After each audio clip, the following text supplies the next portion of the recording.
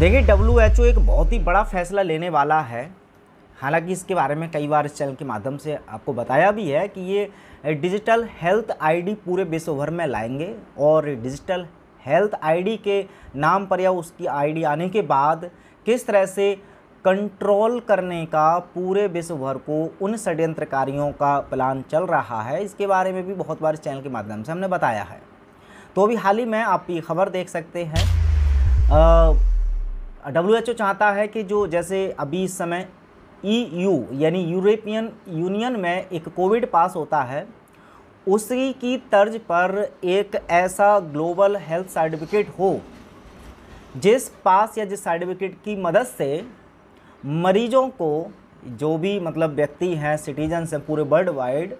उनको बहुत सारी जगह पर प्रवेश दिलाया जा सकता है उस पास के माध्यम से, और उनका प्रवेश वर्जित भी किया जा सकता है यदि उन पर पास नहीं होगा। अगर हम अभी जो मौजूद है EU में कोविड पास, तो जिन लोगों ने टीका ले लिया है, जो पूरी तरह से जो सरकार की गाइडेंस है उनके हिसाब से बिल्कुल स्वस्थ है, उस व्यक्ति को इस कोविड पास के ज़रिए बहुत सारी जगह पर एंट्री मिल जाती है। लेकिन जिनके पास पास नहीं है या इस पास में पता चलता है कि उन्होंने टीका नहीं लिया है या कुछ सिम्टम्स हैं इस ट्रेंडिंग बीमारी के, तब उनका प्रवेश रोक दिया जाता है। तो ऐसे में अब एक ऐसा हथियार या एक ऐसा षड्यंत्र अब ये रच रहे हैं कि पूरी तरह से हम पर, आप पर, विश्व भर में हर एक व्यक्ति पर, खासकर उन लोगों पर शिकंजा कस सकता है इनके इस पहल से जो लोग इस ट्रेंडिंग बीमारी जैसी नकली महामारियों को महामारी मानते नहीं हैं और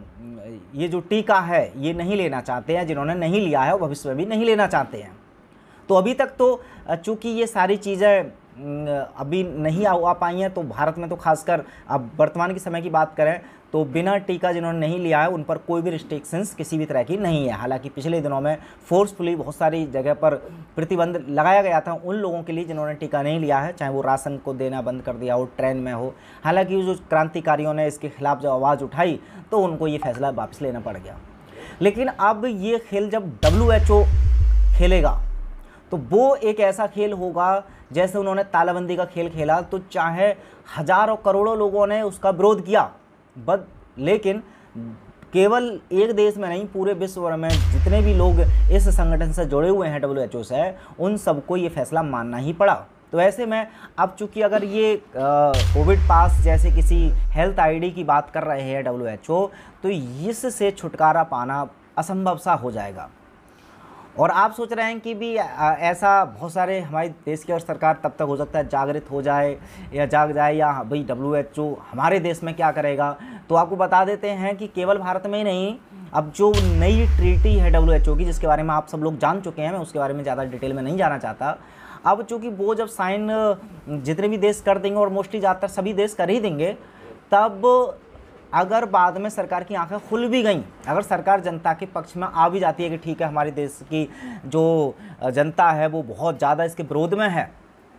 तो वो चाह करके भी कोई फैसला बदल नहीं सकती, क्योंकि उन्होंने अपने लोगों की, अपनी जनता की जो जिम्मेदारी है वो उस WHO के हाथ में दे चुके होंगे। तो अगर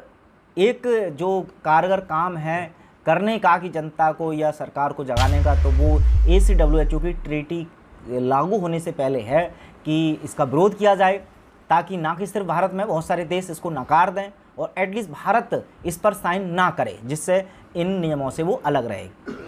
अब अगर ये ट्रीटी आ गई, भारत ने भी साइन कर ली, तो ऐसे में अब इन्होंने एग्जाम्पल बता ही दिया है कि एक जैसे यूरोपियन कंट्री में एक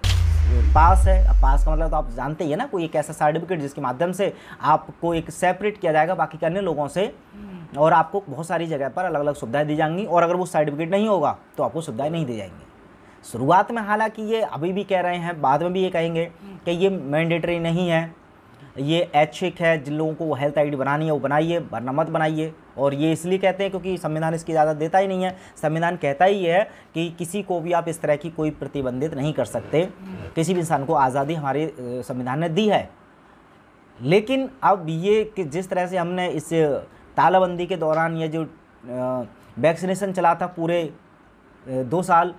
या अभी भी चल रहा है। तो इस दौरान आपने पिछले दिनों में देखा कि ये जो टीका था ये ऐच्छिक था, लेकिन फिर भी फोर्स किया गया, इनडायरेक्टली फोर्स किया गया। तो ऐसे ही में बहुत सारे लोगों को मजबूरी में ये टीका लगाना पड़ा। वैसे ही हेल्थ आईडी कार्ड चाहे मैंडेटरी हो, चाहे ये अनिवार्य हो या अनिवार्य नहीं हो, स्वैच्छिक हो, वॉलेंटरी हो, फिर भी बहुत सारे लोगों को मजबूरी में ये बनाना तो पड़ेगा। तो ऐसे में फ़िलहाल जागरूकता ही समाधान हो सकता है कि यदि इन गलत नीतियों के आने से पहले इनका विरोध कर लिया जाए, सरकार को या अपने जनता को जगा करके कुछ बड़े बड़े मूवमेंट खड़े किया जाए तो एक समाधान लगता है। वरना इस हेल्थ आईडी कार्ड से अब WHO ने पूरी तैयारी कर ली है पूरे विश्व भर को अपनी उंगलियों पर नचाने के लिए, और उन षड्यंत्रकारियों का जो प्लान है उसको भी पूरी तरह से इम्प्लीमेंट करने की दिशा में ये एक कदम हो सकता है यदि ये इम्प्लीमेंट हुआ। फिलहाल इस विषय में आप क्या सोचते हैं, आपकी क्या राय है, कमेंट बॉक्स में आप भी रख सकते हैं। मिलते हैं अगली वीडियो में, तब तक अपना ख्याल रखें। जय हिंद।